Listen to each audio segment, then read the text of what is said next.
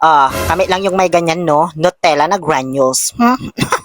Andito pala ako ngayon sa may Valerio Mate Shop dito sa San Carlos City New Public Market para bumili ng manioc na bata. At dahil sa kilala nila ako, kinuha na akong bago.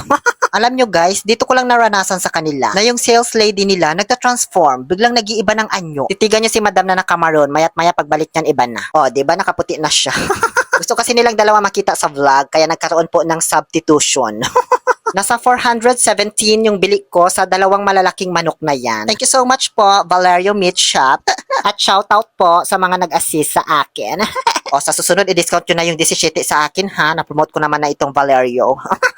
Charot lang. Ngayon, sisimulan ko na po ang pagluluto. Set up ko lang tong lamisita ko kung saan-saan kasi napupunta. Lingid naman siguro sa inyong kaalaman no, na nag-unbox ako ng package nung nakaraan. Kasabay na rin ang pag-unbox ko nitong air fryer na nabili ko pa sa Saudi. Ayan na yung box niya, sira-sira na. Di ko na pinakita yung pag-unbox, gagamitin ko rin lang naman, di ba? Kung sira, di sira. Kung gumana, di maganda yung quality. Ganun lang yun. Kaya ngayon, mag-air fry po tayo ng manok nang masubukan na natin ang abilidar nitong nabili kong air fryer.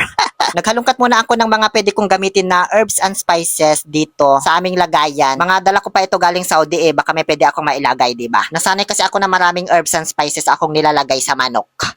Ito palang machine na panghiwa na nakikita ninyo. Galing din to doon sa package ko na dumating. Nabudol kasi ako nung nagde-demo doon sa Lulu habang naghihiwa-hiwa ng mga carrots, cucumber, ganun. Ayun, napabili tuloy ako. At ayan na po lahat ng mga gagamitin nating sangkap sa pagmamarinate ng manok. Sobrang dami yan, Maya ko na isa-isahin. Habang ina-apply na natin sa manok pa isa-isa para di tayo maguluhan. Hinugasan ko na yung manok, sobrang linis na yan. Mas malinis pa sa budhi mo. Ngayon, tutusok-tusukin muna natin. Parang kukulamin ba ganun? Gamit yung chopstick na matibay. Made of bamboo kasi ang chopstick namin, kaya hindi po basta-basta nababali. Toothpick pala.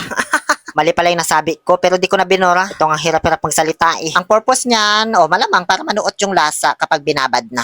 Matapos kong kulamin yung manok, iniwan ko muna doon sa lamesa. Bahala na kung kainin man yun ng pusa. Kasi naalala ko, kailangan ko rin pala ng tanglad. Kaya nagpunta muna ako dito sa may ilog. Binilisan ko na kasi baka pinagpipestahan na ng pusa at aso yung manok ko doon. Perabaltek, perabambano. Ginamusan ko na ng asin yung manok para mauna na siyang ma-absorbent. Tsaka ko nilagyan ng, nilawang ko. Nasubrahan ko yata, Okay lang yan para mas malasa ba. Tapos siniksik ko na sa kanyang powet yung pinutuputok ko na lemongrass or tanglada. Tamad ako maghiwa-hiwa ng bawang at sibuyas ng maliliit. Kaya ginrate ko na lang gamit yung machine. Kaso parang mas natagalan yata ako. Nahirapan akong gamitin. First time ko kasi. Okay na yan. Ang importante na durog. Ito tutukan nyo ng maigi ha. Kasi sunod-sunod na itong paglalagay ko ng herbs and spices. Dahon ni Denise Laurel. Samnida ni Dasang Galewang. Kus this is paprika. Dakit papa. Dinabi mo pa. Papa ketchup. Ketchup yan ng mga bakla. Pag lalaki ka, UFC gamitin mo. Nilagyan ko din ng toyo. Walang eksaktong sukat sa mga pinaglalagay ko. Lahat ito, tansya at kutob lang ha. Oyster sauce. Pineapple juice. Pero hindi ko inubos. 3/4 lang kasi iinumin ko yung natira. Soda. Mas maganda pag Coke or Sprite. Pero wala 7-Up yung nasa rep namin. Anong gagawin ko? Nakalimutan ko palang lagyan ng paminta. Kung sa bagay, nakalimutan ko na rin naman yung pagiging paminta ko.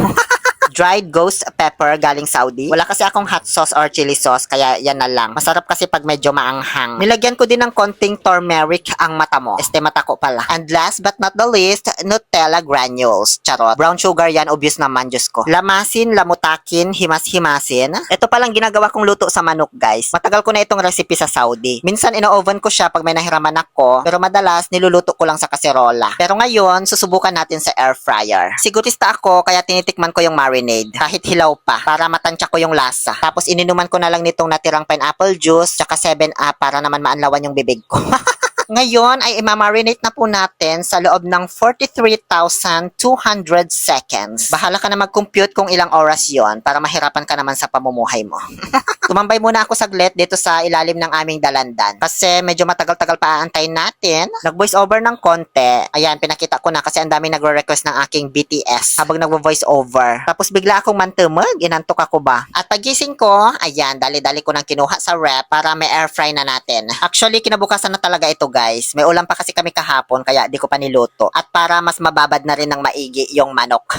Bago ko to i-air fry, nanood-nood na ako ng mga vlog ni Chef Obang para malaman naman yung eksaktong oras sa pag-air fry ng manok. At hindi tayo simbot bukas para lang alamin kung luto na ba. First time ko po kasi talaga gumamit ng air fryer sa pagluluto ng manok kaya hindi ko pa matansya. So according kay Chef Obang, 30 minutes sa 180 degrees Celsius, baliktaran. Tapos 10 minutes sa 200 degrees Celsius, baliktaran din. Siniksikan ko pala ng buong bawang sa loob ng kanyang powet, pati pamintang buo na rin. Tapos nilak ko siya gamit ang dalawang toothpick. Parang itinahi ko ba ganon. Nilagyan ko lang ng parchment paper, optional, para lang hindi dumikit kasi mahirap maglinis. So ito na po yung unang salang natin. Breast side up for 30 minutes in 180 degrees Celsius. Matagal-tagal pa to, Diyos ko. So habang inaantay, nagdangdang ako ng dahon ng saging kasi gagawin kong brush pambarnish natin doon sa skin ng manok. Naghalo lang ako ng toyo, ketchup at mantika para sa barnish natin. Hindi ko alam kung anong tawag dyan. Barnish ang tinawag ko kasi para ka lang din nagbabarnish ng furniture.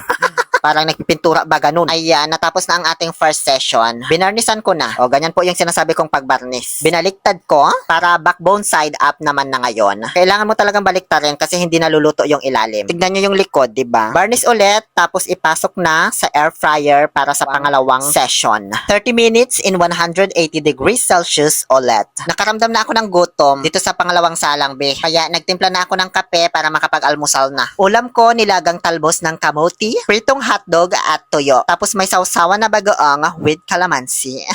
Ganyan kahirap ang buhay dito sa probinsya. Ay, andyan pala kayo. Kumakain ako dito wala man lang kayo pasintabi. Charot. At ayan, tapos na yung pangalawang session. Binarnisan ko lang ulit, pero hindi ko na binaliktad kasi ibang timer na po ito. 10 minutes lang in 200 degrees Celsius. So, dito na siya magiging roasted talaga, Saglit na lang to, nanggigil ako sa inyo. Voice over muna ulit si Akla, kasi kahit 10 minutes lang po yun, napakahalagang oras na yun sa akin na pwedeng masayang. Ganyan maging isang content creator. Time is not just a gold, it's a diamond. 1 minute bago matapos, inabangan ko na sa harap kahit man tumag ako.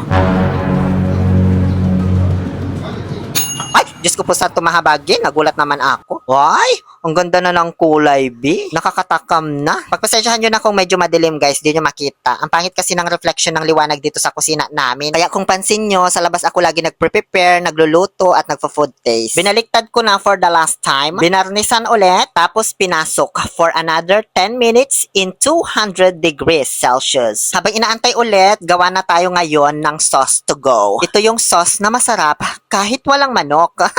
Mantika kasi walang butter. Harina manawari, tansya lang. Kapag nagisa na ng maigi yung harina, ibuhos yung pinagbabara. Sinala ko para hindi sumama yung ibang mga herbs and spices. Pero nilagay ko yung dahon ni Denise Laurel. Nilagyan ko lang ng konting asukal kasi mas gusto ko yung manamis-namis na sausawan. Hindi pa ako tapos magluto, tumunog na si air fryer. And this is the final result. Nakakatakam yung itsura. Inakir ko na siya at nilagay sa malaking mangkok para medyo lumamig-lamig na ng konti pag tinikman natin mamaya.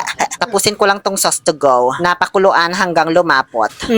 Sauce to go. Masarap. Kahit walang manok.